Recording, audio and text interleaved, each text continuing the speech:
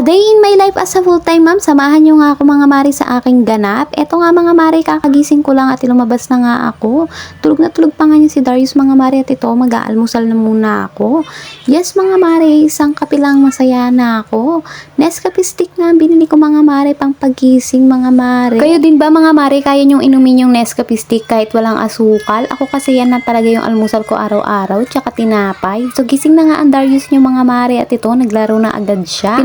Almusal ko na nga yan mga mare at ayan naglalaro pa rin siya dyan. Napakaaga nga mga mare at ito gustong gusto nga lumabas ni Darius kaya nilabas ko na nga muna siya at pinagbike ko siya dito sa labas. Para nga maarawan kami mga mare dahil hapon kami lagi nakakalabas. So ito na nga mga mare, napakaganda nga ng panahon at ito pagkatapos nga umuwi na kami at pinaliguan ko na nga si Bebe Darius nyo mga mare. Huwag nyo na palapasin na itsura ko mga mare, medyo haggard ako, ganyan talaga mga mare, dapat nating unahin ang ating mga anak. Wala na naman nga kaming tubig mga mare, buti may isang batya akong naipon at ayun nga ang pinaligo ko kay Darius mga mare.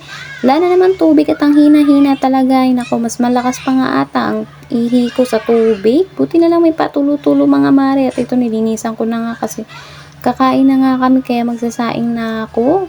So ayan, habang naglinis nga ako, nakatingin nga si Darius. Gusto nga rin yan talaga makialam sa ginagawa ko mga mare. Talaga namang pinapatry ko rin kasi sa kanya para alam niya. Namalengke nga rin pala kami sa labas at ito nga ang uulamin namin mga mare. Ayan na nga mga mare. Medyo malayo talaga dito yung palengke mga mare, kaya talagang napakalayo talaga mga mare na aming palengke dito. So ayan na nga ang gagawin ni Daddy Bilog. Nilagyan nga niya ng paminta mga mare at ang magic sarap para sumarap.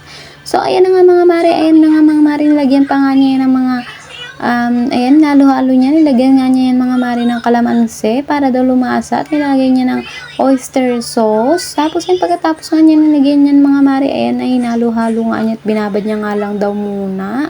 At nilagyan ko nga ng yan, kalamansi mga mare para sumarap. At nilagyan niya pa ng toyo. So, ayan na nga mga mare, pagkatapos nga niya yan, hinalo-halo nga ni Daddy Bilog yan. Pagkatapos nga niya hinalo-halo yan mga mare, ayan na. Lalagyan na nga niya ng harina yan at ito na nga mga mare. Ayan, napiprituhin na nga niya yan mga mare. So, ayan, pagkaprito nga niya yan mga mare, nantay nga lang niya ng uminit yung mantika. Tapos ito na, nilagay na nga niya yung ating chicken. Napakasarap na ng luto niya mga mare, kaya naman naparami ako ng kain. So, yun lang. Thank you for watching!